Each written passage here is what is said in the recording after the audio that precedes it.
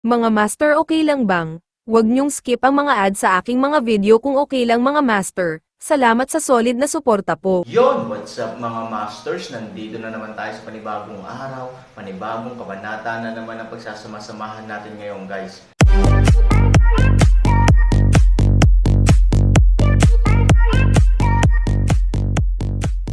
Bali mga masters, kung bago ka pa lang po sa aking YouTube channel, please click the subscribe button, lalong-lalo na po yung notification bell guys, para maging connected pa rin tayo sa isa't isa at maging updated kayo sa mga susunod ko pang video.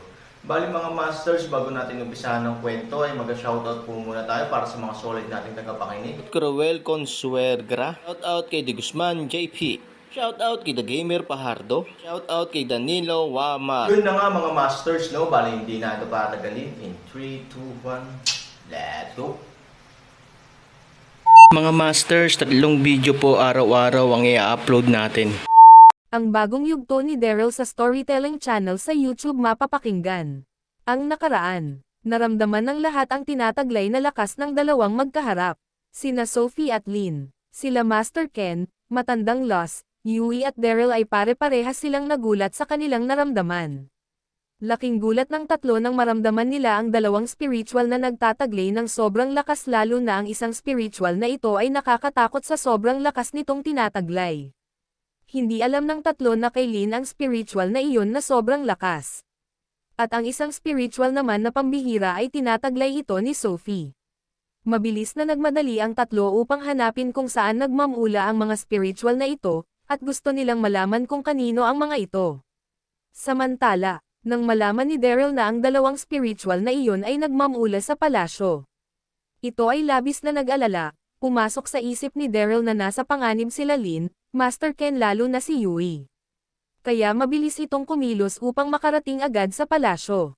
Samantala, ang tatlo ay nakarating na kung saan nanggagaling ang kanila nararamdaman na spiritual. Laking gulat ng tatlo, sila Master Ken, Yui at matandang Lost na ang nakakatakot at sobrang lakas na spiritual na ito ay nagmamula kay Lynn. At napansin din nila na ang kalaban ni Lynn ay ang apo ni matandang Lost. Labis na nag-aalala si matandang Lost sa kanyang apo. Alam niya sa lakas na tinataglay ni Lynn ang anak ni Master Ken, ang kanyang apo ay nasa panganib. Maya-maya si Daryl mabilis na pumasok sa loob ng palasyo at ito ay nakarating kung saan nanggagaling ang spiritual na kanyang sinusundan. Hindi agad napansin ni Daryl ang tinataglay ni Lynn na lakas, sapagkat ang napansin ni Daryl ang isang figure ng babae na harap ni Lynn. Napagkamalan pa ni Daryl na ang kaaway ni Lynn ay galing sa maharlikang pamilya ng mga elf.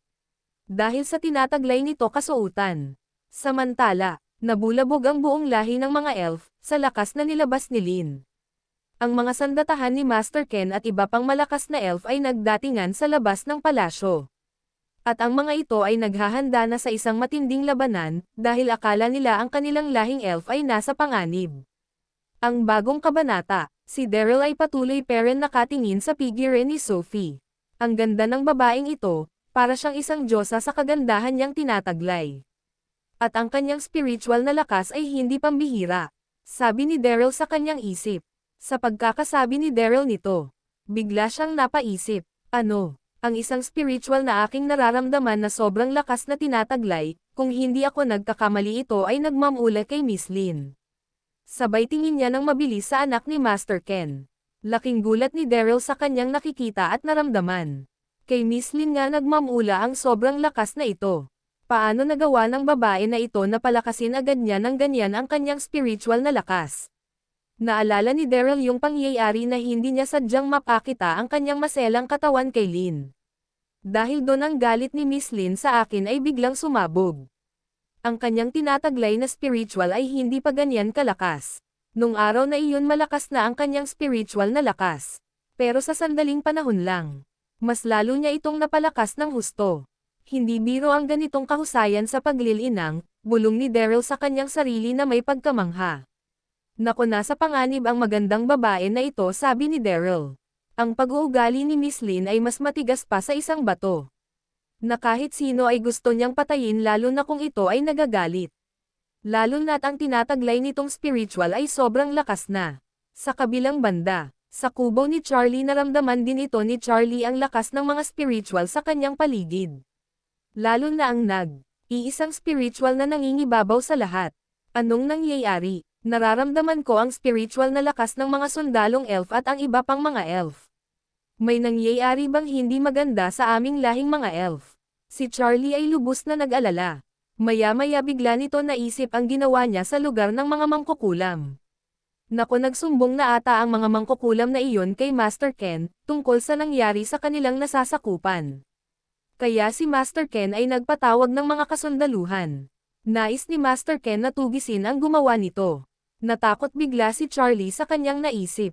Naku, patay na, kung malalaman nila Master Ken na ako ang may gawa nito, maaari ako maparusahan at baka patayin ako ng mga mangkukulam na iyon, lalo na ang matandang Lost na aking ginawang ng hindi maganda. Bulong ni Charlie sa kanyang sarili. Sa takot si Charlie ay nagtago sa kanyang kubo at hindi itong nagtangka lumabas ng kanyang kubo. Para kung siya ay matanong maaari niyang sabihin na hindi siya lumabas ng kanyang kubo. Sa kabilang banda sa loob ng palasyo ng mga elf. Sa lugar kung saan na doon ang 6 na figure. Sila Master Ken, Yui, Matandang Lost, Lin, Sophie at Daryl. Ang mga mukha nila ay mga seryoso lalo na ang 4. Subalit ang 2 figure ay nagpakita ng malalakas na spiritual na aura. Maya-maya si Yui ay nagsalita ulit. Miss Lin, maniwala ka sa akin, ang iyong kaharap ang apo ni Matandang Lost na aking hinahanap kanina, upang samahan maglibot sa palasyo. Tinukoy ko ito sa iyo kanina lang nung tayo ay nagkasalubong. Ang babae na iyan ay talagang mabait. Nang marinig ito ni Lin, imbes na huminahon lalo itong nagalit. Tumigil ka, Yui. Sa tingin mo ba magagalit ako ng ganto, kung totoong mabait ang apo ni Matandang Lost? Pinagtangkan niya ako nakawan sa aking silid. Ano? Narinig ito nila Master Ken, Yui at Matandang Lost. At ganun din si Daryl sa hindi kalayuan. Laking gulat nila sa kanilang narinig mula kay Lin. Anak, ano ang sinasabi mo? Hindi magagawa ni Sophie na ikaw ay pagnakawan. Tama si Master Ken, ang aking apo ay walang pag-uugaling ganon. Kahit si Daryl ay nagulat. Ang magandang babae na iyan ay pagnakawan si Miss Lin. Bakit naman niya ito gagawin? Sa kanyang pagkatao siya ay isang mahalagang elf. Sa kanyang kasuotan palang malalaman mo na. Bulong ni Daryl sa kanyang sarili.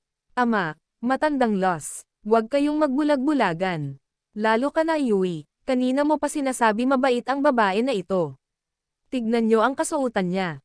Ang suot niyang dress ay pagmamay-ari ko. Nang marinig nila ang salita ni Lin, mabilis sila bumalik ng tingin kay Sophie. Oo nga, kay Miss Lin ang suot ni Sophie, sabi ni Yui. Kahit si Matandang Lost ay nagulat. Mukhang nagsasabi nga ng totoo ang anak ni Master Ken. Pinakialaman nga ni Sophie ang gamit nito. Nako, nadaya ang aking paningin. Ang kanyang suot pala na kasuotan ay pagmamay-ari ni Miss Lin. Bulong ni Daryl. Ang ganda niyang babae, bakit kailangan pa nito magnakaw? At sa pagkakarinig ko lang, ang magiting na matandang mangkukulam ay ang kanyang lola. Bulong ni Daryl. Anak, huminahon ka, isang maliit na bagay lang naman ang kanyang sinuot mula sa gamit mo. Hindi mo kailangan magalit ng ganyan. Sabi ni Master Ken nang may pag-alala. Ama, hindi niyo talaga napapansin kung ano pa ang suot ng magnanakaw na yan. Kung damit lang hindi ako magagalit ng ganto. Ngunit, kinuha niya ang mahalagang bagay na iniwan sa akin ni inay. Ang heavenly necklace ng aking mahal na ina ay kanyang kinuha at sinuot. Tignan niyo mabuti ang suot niyang necklace. Ano? Lahat ay nagulat ng sabay-sabay. Ang heavenly necklace ng prinsesa ng mga elf ay na kay Sophie. Tama, ang asawa ni Master Ken ay hindi lang basta-basta elf. Ito ay isang prinsesa sa lahi ng mga elf. Kaya, din ito binigyan ng heavenly necklace ng asawa ng hari ng God's Domain, dahil sa kanyang katuyuan. Hindi lang sa pagiging matapang nito.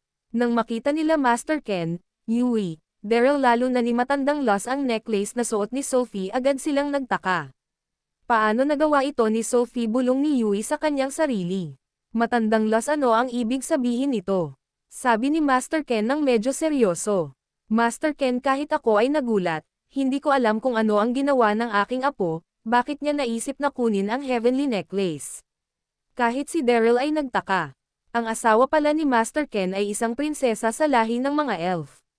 Ang God's Domain ay kanila palang nakita, lalo na pinarangalan pa ng hari ng God's Domain ang asawa ni Master Ken, at binigyan ng isang dakilang necklace. Oo, alam ni Daryl ang uri ng necklace na ito. Dahil si Daryl ay isa din Diyos ng God's Domain. Nakakahanga, kaya pala ganun na lang ang lakas nito ni Miss Lin. Sa mura niyang edad may tinataglay na siyang pambihirang lakas. At ngayon nalinang niya ito ng husto, at ito ay nagtagumpay palakasin ng sobra ang kanyang spiritual na lakas. Samantala, nagpatuloy nagsalita si Lin. Ngayon niyo sabihin sa akin na mabait talaga ang magnanakaw na babae na iyan. Lalo ka na Yui. Sabihin mo may dahilan pa ba ako para maniwala sa inyo? Galit na pasiga ni Lin. Ang dalawa ay biglang tumahimik, ito si Master Ken at Yui. Prinsesa Lin, humihingi ako ng tawad sa ginawa ng aking apo, kung nagawa man niya ito, ako na lang ang inyong parusahan. Oo, ang katayuan talaga ni Lin sa lahi ng mga elf ay isa na din prinsesa dahil anak siya ng prinsesa ng mga elf. Nagmamakaawa ako Prinsesa Lin. Lumuhad si matandang Los at patuloy na nagmamakaawa. Ang isang magiting na mangkukulam na elf, kailanman hindi ito nagbaba ng katayuan kahit kanino man, kahit kay Master Ken. Ngunit ngayon ito ay nagmamakaawa kay Lin, dahil sa pagmamahal niya sa kanyang apo. Dahil kahit anong oras kayang patayin ni Lin ang kanyang apo. Ngunit hindi niya alam si Sophie ay nakahanda na kanina pa sa maaari gawin ni Lin sa kanya. Ang palasyo ay patuloy peren lumiliwanag sa tinataglay na lakas ng goddess bow ni Lin. Nang makita ito ni Sophie ang kanyang lola ay nakaluhod at humihingi ito ng patawad, agad itong naawa sa kanyang lola. Lola, tigilan mo iyan. Wala naman akong ginawa. Naging curious lang ako sa mga gamit niya, sinubukan ko lang suotin ang mga ito. Hindi ko naman itong ninais na nakawin. Namanghalang talaga ako, dahil sa buong buhay ko, hindi pa ako nakakakita o nakakasuot ng gantong mga kasuotan. Lalo na ang heavenly necklace na ito. Sadyang namangha lamang ako. Maniwala ka sa akin Lola, hindi ko magagawang magnakaw kahit kanino man. Maniwala ka sa akin Lola, kaya tigilan mo na yan. Huwag ka na lumuhad. Ang puso ni Sophie ay sobrang lungkot sa kanyang nakikita. Biglang tumulo ang luha sa kanyang mga mata, habang pinagmamasdan niya ang kanyang lola na nakaluhod. Nang marinig ito nila Master Ken at Yui, naisip nila na mukhang nagsasabi nga ng totoo si Sophie. Dahil nasaksihan ng dalawa kung gaanong namangha si Sophie sa mga bagay sa loob ng palasyo. Dahil sa kanyang pagkamangha ay para bang ito ay bumalik sa pagkabata. Nang marinig ito ni Yui, ang mga luha ni Yui ay tumulo na din. Naaawa ako kay Sophie, ngunit wala akong magawa para ipagtanggol siya. Dahil alam ko sa puso ni Miss Lin ito ay mali. Maya-maya si Sophie ay biglang bumitaw sa kanyang pagkaka-focus dahil gusto nitong lapitan ang kanyang lola para ialis sa pagkakaluhod. Nang makita ni Lin na bumitaw na si Sophie sa kanyang pagkaka-focus, at ang curse bow nito ay unti-unti nang nawawala. Mabilis nilimok ni Lin ang kanyang spiritual at pinadaloy sa goddess bow. Mabilis na binitawan ni Lin ang arrow mula sa goddess bow. Papunta kay Sophie. Ang bilis ng arrow na ito, ang lakas ay sobrang mapanganib. Sa hindi kalayuan nakita ni Daryl ang pag-atake ni Lin kay Sophie. Kanina lang nauunawaan niya lahat ng sinabi ni Sophie, ang lahat ng bagay ng kanyang ginawa ay dahil lang sa pagkamangha. At napansin niya si Yui na umiiyak. Dahil alam ni Daryl si Yui ay isang totoong elf lalo na sa kanyang paninindigan. Mabilis na nagtago si Daryl sa malaking posteng bato ng palasyo at ang kanyang Red Lotus ay kanyang hinimok. Biglang lumabas ang liwanag mula sa apoy ng Red Lotus sa buong palasyo. Nagulat ang lahat ng nasa loob ng palasyo. Sila Master Ken, Matandang Los, Yui, Sophie at Lin. Ano ang apoy na iyon? Magsisalita pa lang sila sa pagkagulat. Ang bilis ng Red Lotus at ito ay tumungo sa arrow mula sa goddess bow. Tuldok, bago pa magtagpo ang Red Lotus at arrow mula sa goddess bow. Mabilis na kumilos si Daryl, na para bang hangin sa bilis at agad nitong niyakap si Sophie at nag-deploy ng matibay na kalasag. Boom! Nilamon ng apoy ng Red Lotus ang spiritual na lakas ng arrow. Mabilis din nag-deploy ng kalasag si Master Ken para sa kanila nila Yui at Matandang Los. Samantala si Lin ay agad-agad din nag-deploy ng isang matibay na kalasag. Yun na nga mga masters, no? Bali panibagong kabanata na naman yung natapos natin ngayong gabi. Muli, maraming salamat po talaga sa walang sawang suporta po sa aking YouTube channel na talagang inaabangan nyo po ang bawat upload ko po. Bali mga masters, magkita-kita ulit po tayo bukas ng gabi at ngayon po ay magpapaalam po muna tayo. Bali mga masters, bye-bye!